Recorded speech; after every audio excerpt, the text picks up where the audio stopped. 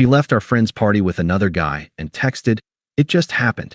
I replied, "Okay," and blocked her. Now her new guy humiliated her online, and she's begging our friends to talk to me. Hey viewers, before we move on to the video, please make sure to subscribe to the channel and hit the like button if you want to see more stories like this. Thanks. I used to think Lena was the most grounded person I knew. She wasn't loud or dramatic when we first started dating.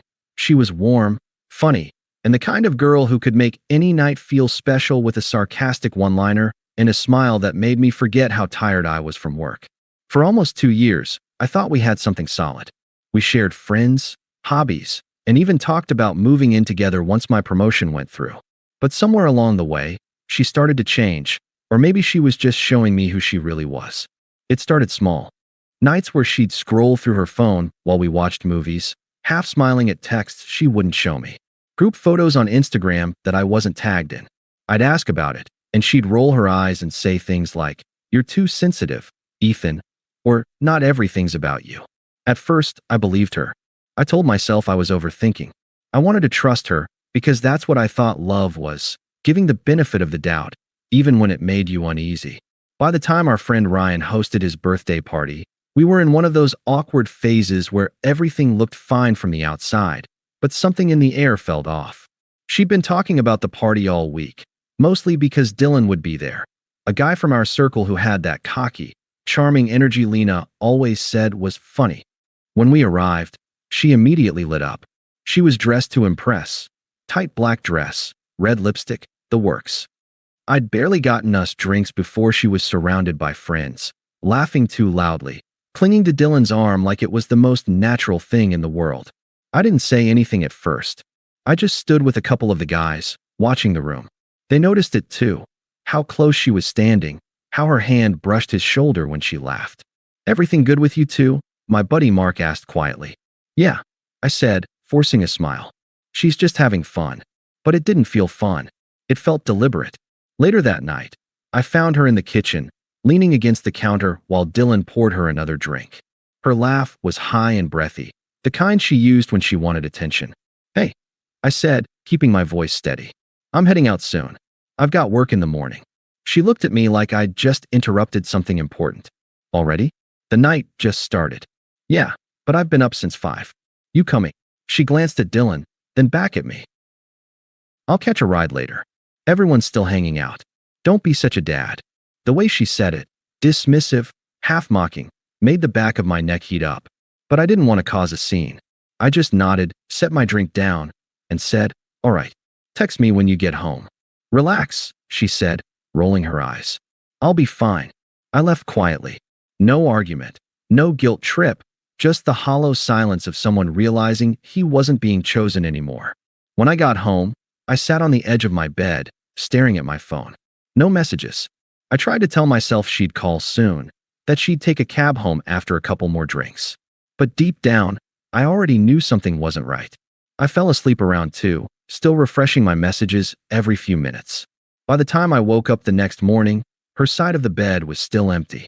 And that was the moment I stopped pretending everything was okay. When I woke up, the sun was already high. My head was pounding, but not from alcohol, from that hollow, restless kind of sleep you get when something's wrong. I reached for my phone out of habit, hoping to see a missed call or at least a text from Lena saying she'd gotten home safe. Nothing. Just silence. I checked the time, 10:47 a.m. She hadn't texted, called, or even posted anything online. That last part was unusual. Lena lived on her stories. If she'd been alive and breathing, there would have been at least one blurry selfie from the night before. I called once. Straight to voicemail. I tried again, same thing. That sinking feeling hit me in the chest. I told myself maybe she crashed at a friend's place. Maybe her phone died. But when noon rolled around and I still hadn't heard anything, my mind started filling in the blanks I didn't want to see. Then my phone buzzed. It was a message from her. Just 4 words. "It just happened. I'm sorry." For a moment, I didn't even understand what I was reading. I kept staring at the screen, waiting for another text, an explanation, a clarification, a "please don't freak out." Something. But that was it. For words that shattered 2 years. I sat there in silence, my thumb hovering over the keyboard. There was so much I could have said, The questions, the anger, the heartbreak. But none of it would change what she'd done. She'd made her choice. So I typed one word back. Okay. Then I blocked her. Number, Instagram, everything. No yelling, no begging. Just done. I stared at the wall for a long time after that. Not crying. Not breaking anything.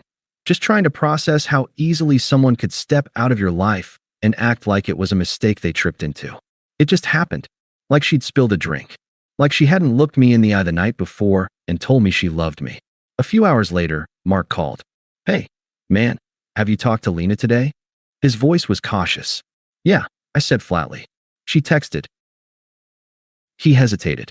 I don't know how to tell you this, but she left the party with Dylan last night. My stomach twisted, but I already knew. Yeah, I said quietly. I figured. There was a pause on the other end. She's telling people it just sort of happened, like they were drunk and she can tell them whatever she wants. I interrupted. I don't care anymore. Mark sighed. For what it's worth, man, you didn't deserve that. Everyone saw how she was acting. It was bad. I know, I said. But it's done. After I hung up, I just sat there in the quiet. My phone buzzed a few more times, probably friends who'd heard, but I didn't check. I couldn't. That night, I deleted our photos. Every single one. The trips, the selfies, the dumb inside jokes.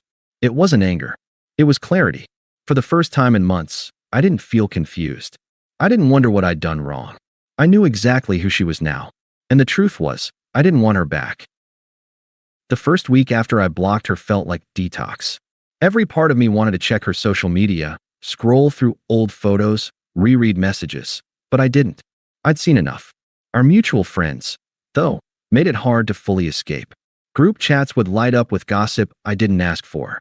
I'd mute them, only to have someone text me privately later saying, "Man, I'm sorry. I didn't think she'd actually go there." Apparently, Lena and Dylan hadn't wasted any time. By the next weekend, they were showing up together everywhere. Brunches, bars, game nights. Same friend group, same places she and I used to go. I didn't block mutuals, so occasionally her new reality leaked through someone else's story. Her sitting on Dylan's lap, drinks raised, fake laughing like she hadn't burned everything down to get there. I'd scroll past it without reacting. The first few times, it stung. After that, I started feeling nothing. At work, I threw myself into projects I'd neglected. The gym became routine again, not a distraction. I started sleeping better, fewer restless nights, fewer questions that led nowhere. Then the posts started. Her captions read like something out of a self-help book written by someone in denial. Sometimes you have to follow your heart, even if people don't understand. New beginnings are scary but worth it. Not everyone's meant to stay forever. I could tell who those were for, but I never took the bait. Every now and then, friends would try to bring her up. Dude, she keeps talking about how you were too serious. Like she needed more fun. Yeah, I'd say. Then I'm glad she found her version of fun. That answer usually killed the conversation. A month passed like that. Her and Dylan were inseparable, at least online. Then, right when I thought the worst was over, she showed up at Ryan's barbecue. I hadn't seen her since the night of the party. She looked different. The kind of different you get when you're trying too hard to prove you're okay. She was overly tanned, hair bleached lighter, wearing that fake confidence that cracked every time she looked my way. Dylan wasn't with her, which didn't go unnoticed. She hovered near our group, but didn't speak to me. Not once. I caught her glancing a few times when she thought I wasn't looking. But I didn't give her anything. No acknowledgement. No reaction. Just kept talking to friends like she wasn't even there. Mark leaned over at one point and said quietly, "You're handling this better than anyone expected." "Yeah," I said, watching Lena fake laugh across the yard. "Guess I just got tired of losing sleep over people who don't deserve it." That night confirmed what I already knew. She wanted me to crack, to react, to show that I still cared. But silence is its own kind of statement. A few days later, Dylan's Instagram went private. Then all the couple photos disappeared. That was the first sign. The second came when I overheard from another friend that they'd been fighting constantly. Something about him calling her clingy and too much. I didn't smile when I heard it. I didn't gloat. I just felt a quiet satisfaction that had nothing to do with revenge. She was learning, in real time, what it meant to throw away something real for attention. And karma, I realized, doesn't always need your help. It has perfect timing all on its own. The first sign that karma had officially clocked in came one random Thursday night. I was at the gym when my phone started blowing up. 3 missed calls from Mark, a few messages from others in our group chat. All variations of "Bro, did you see what Dylan posted?" I hadn't. But curiosity got the better of me. When I checked, it wasn't subtle. Dylan had posted a photo of himself at some bar with the caption, "Lesson learned. If she cheats with you, she'll cheat on you." The comments section was chaos. Half of our mutuals dropping laughing emojis, the other half pretending not to notice. Lena wasn't tagged, but everyone knew who it was about. She'd made sure of that months earlier when she plastered their relationship all over social media. Within an hour, the post was gone. But screenshots travel fast. By the next morning, half our circle had seen it. I didn't say anything, didn't comment, didn't message anyone. I just scrolled, locked my phone, and finished my workout. Over the next few days, little bits of the story trickled out.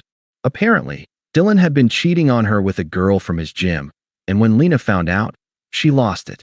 She'd shown up at his apartment, screaming in the parking lot, throwing things, demanding answers. Someone recorded it. That video ended up floating around private group chats before the weekend. I saw it once. Someone sent it, just so you know. She was standing in front of his building, mascara running, shouting, "You said I was different," while he stood there laughing, phone in hand. And I won't lie, watching that hurt and satisfaction mix in my stomach was strange. I didn't feel happy. I didn't feel sorry. I just felt done. A few days later, her social media went silent. All the couple photos vanished. No more inspirational captions. No more cryptic quotes about new chapters. Just silence. Then the messages started. Not from her. At least, not directly. From mutual friends. "Hey man, I know you don't want to hear this, but Lena's really messed up about everything. She said she wishes she could apologize properly. She's embarrassed. Dylan's been telling everyone she was easy." I'd respond with a simple, "I'm not interested." That was it. No gloating, no curiosity. I meant it. By the time our next group event came around, another small get-together at Ryan's, the dynamic had flipped completely. People who used to roll their eyes when I ignored her were now quietly avoiding the topic. Everyone had seen the posts, the video, the humiliation. When Lena arrived, she looked nothing like the girl I remembered. Pale, quiet, eyes swollen from crying. She tried to act normal, but nobody bought it. Conversations stopped when she entered the room. Even Dylan's name made people tense up. At one point, she lingered near the kitchen where I was talking with friends. She didn't say anything, just hovered, like she wanted to, but couldn't bring herself to speak. I didn't move, didn't give her an opening. That night, when I got home, I had a new message request on Instagram. It was from her. A new account. She must have realized she was still blocked. The message was short. "I know you probably hate me, but please can we talk?" I stared at it for a few seconds, then locked my phone and went to bed. She'd made her bed months ago. And for the first time since the night she left that party, I slept like someone who finally understood peace. After that message, I didn't respond. Not because I wanted to play games, but because there was nothing left to say. For a while, she kept trying. First, it was messages that sounded like regret. "I messed up so bad. I wish I could take it back. You were the only one who ever treated me right." Then it turned into guilt trips. "You don't have to forgive me, but at least let me explain. Everyone's judging me. You don't have to, you're better than that." Then came the anger. "You think you're perfect? You're not. You just gave up too easily." Each message came from a new account after I blocked the last. It was almost sad to watch. Someone who once acted like I wasn't good enough now clawing for any scrap of attention. I never gave her one. Our mutual friends started catching the brunt of her desperation. She'd corner them at hangouts, asking what I'd said about her. When they told her, honestly, that I hadn't said anything at all, she got even angrier. Apparently, that silence hurt her more than anything I could have said. Ryan told me later, "Dude, she's obsessed. She keeps asking if you've moved on, if you're seeing someone. She said she just wants closure. Closure's what she got when I blocked her." I said. By that point, most of our friend group had distanced themselves from her. Not because I asked them to, I never did, but because the constant drama wore everyone down. Every hangout turned into her crying, blaming Dylan, blaming herself, blaming me. It got exhausting. I heard she tried reaching out to Dylan again, too. He ignored her. She even posted some cryptic story like, "Funny how the people who hurt you move on so easily." Irony doesn't get more poetic than that. A few months passed. I kept doing my thing. Work, gym, peace. I even started dating again, quietly. Nothing serious, just seeing what normal felt like again. One Saturday, at another mutual event, I saw her for the first time in months. She looked worn down, not just tired, but empty. She saw me too, froze for a second, then looked away. Later that night, as I was leaving, she walked over. Her voice was soft, shaky. "Hey." I stopped. "Hey. I just wanted to say, I'm sorry. For everything." I nodded once. "I know. That's it?" she asked, a little desperate. "What else is there?" I said. She swallowed, tears already forming. "I thought maybe we could start over someday." I looked at her for a moment. Not angry, not bitter, just detached. "I think we already ended the way we were supposed to," I said. "Take care of yourself." Then I turned and left. No big speech. No revenge. No drama. Just quiet closure. The next day, Mark texted me saying, "You're a better man than most." I would have destroyed her, but I didn't need to. Life already did that for me. Publicly, painfully, and in perfect symmetry. She left a party with another guy and said, "It just happened." And when it all came crashing down, she learned that "it just happened" works both ways. Because me moving on? That just happened too. Thanks for watching. Make sure to subscribe to the channel and hit the like button. What do you think about this story? Share it in the comments.